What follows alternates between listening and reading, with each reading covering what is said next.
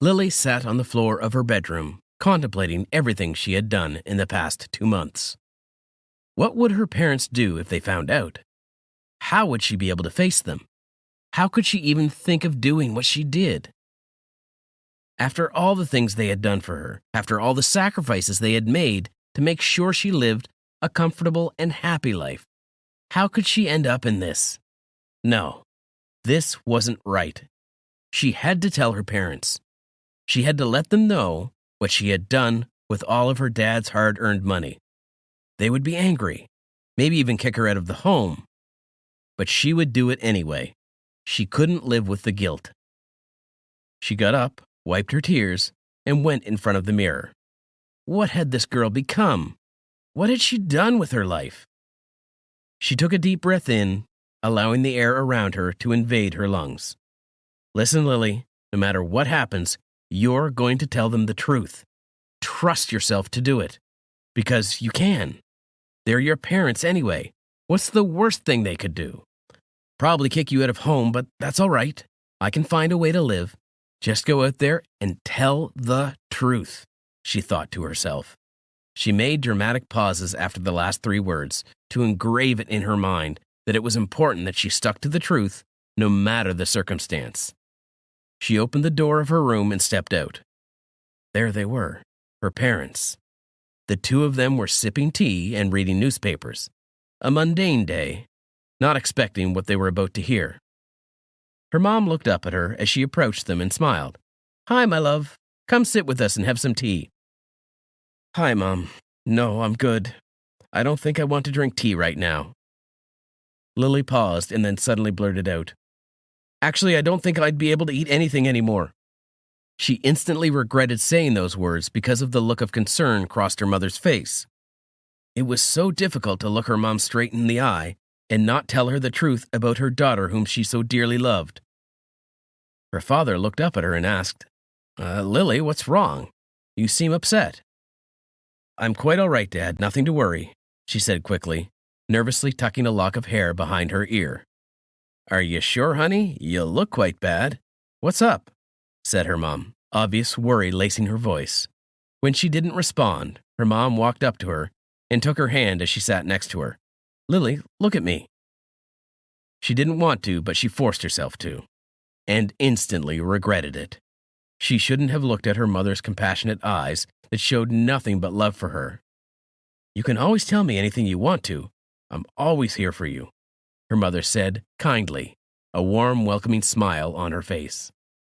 Hey, Lily's father pitched in suddenly. "Don't forget I exist. You both have been talking like there's no Mr. Brown on this planet." Mrs. Brown smiled and chuckled lightly. That smile. When she told them the truth, the smiles and the jokes would all disappear, simply vanish off their vocabulary and become a foreigner, no longer known. "Okay, Mom, I'll tell you, but promise me that you will not be mad," Lily said, choosing her words carefully. Her mother raised an eyebrow at her and nodded. "Okay, I promise." She looked up at them. She opened her mouth to try to form the words, but they wouldn't come out. Lily felt like the whole world was spinning.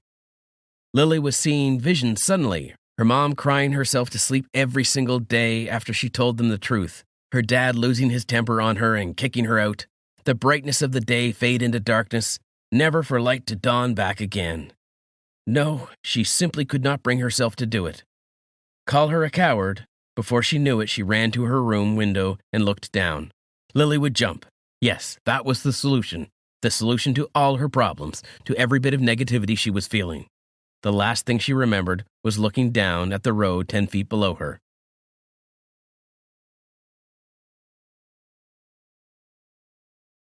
The next time she opened her eyes, she was staring up at a ceiling that resembled the one she would see in hospitals. Confusion flooded her thoughts. That's absurd. Why would she be in a hospital? Hadn't she jumped from the window? What was happening? Then Lily heard people talking. It wasn't all too loud, just enough for her to hear. A man seemed to be questioning her mother. He asked her mother, "Mrs. Brown, did your daughter mention anything to you before she ran into her room and attempted to kill herself?" There was a pause, and then her mother replied, "No, she didn't." but I'm sure she came to us to tell us the reason why. However, she couldn't bring herself to say whatever it was. Her last words were, "Okay, before I tell you, Mom, you have to promise not to be mad." That was the last thing she told me before she ran into her room. I ran behind with my husband, both of us confused at the entire fiasco. Mrs. Brown took a sharp intake of air, and then I saw her climbing her window. The next thing I knew was that we called for an ambulance to take her to the hospital, and here we are. She survived. Badly injured, but survived. Lily understood then. She had miraculously survived. She wanted to laugh in that moment, a cynical one. Life really had its way of twisting one's own plans. She tried to turn her head to the side to see who the man was, but as she did, she felt a terrible pain run through her whole body, and she let out a cry of pain, groaning while placing a tender hand on her head. Almost immediately, her mother was at her side, holding her hand, her eyes looking like an ocean of relief, concern, and worry.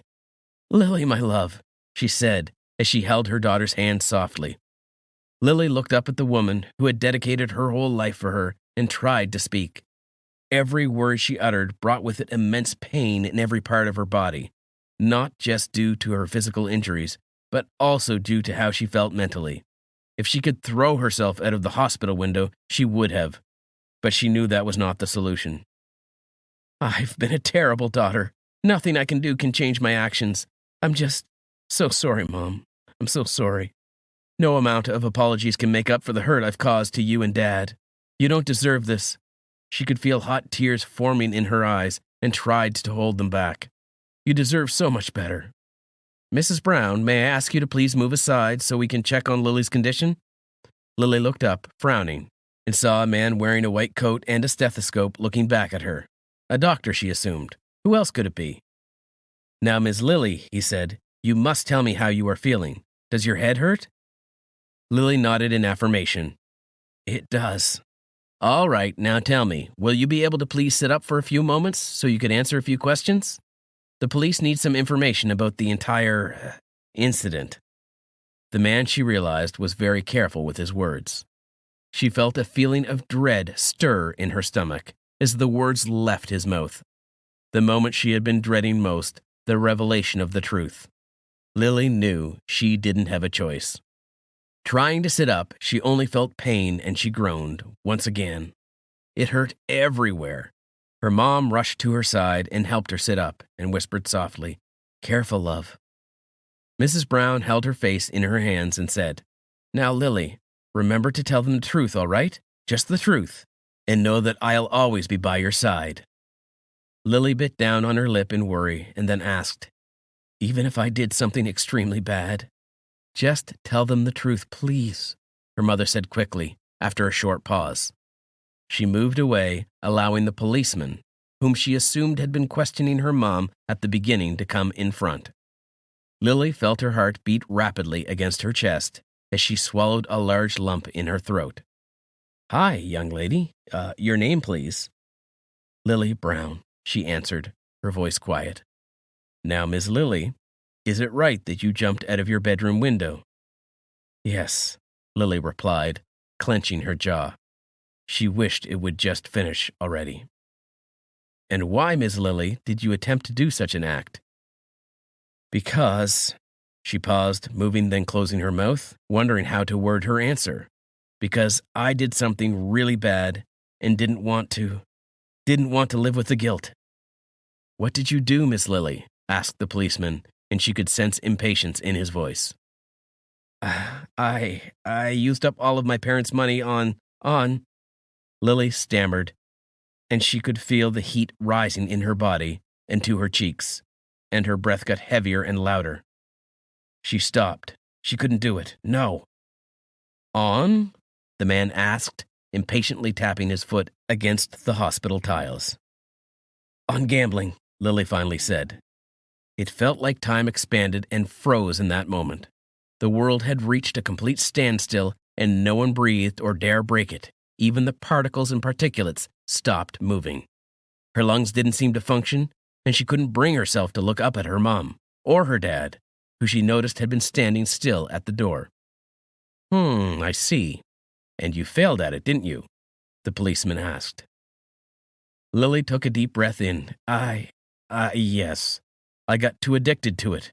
It was like drugs to me, and all I could think of was the desire to get more money. I never realized that it could break me so terribly, until right now, she said. Silence arrived once again, always the intruder. Suddenly, her mother rushed to her and grabbed her by her arms. Her eyes like fire and water, anger and sorrow. What had become of their daughter? Why would she do that? How did she get access to it? What was the need? Lily, what? What have we taught you?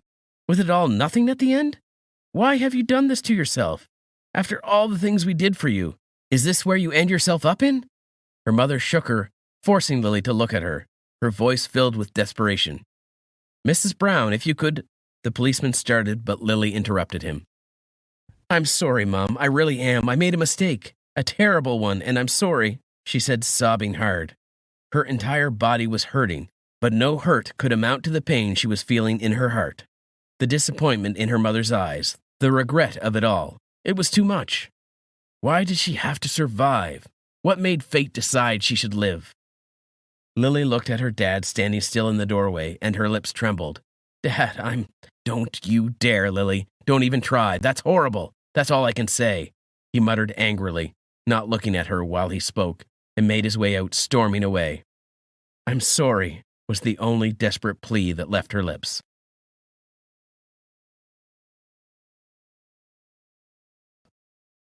That night, as she lay in bed looking up at the hospital ceiling, she realized that this was better after all. Maybe one day her parents would accept her and forgive her for the mistake she made. At least she had realized that it was her fault.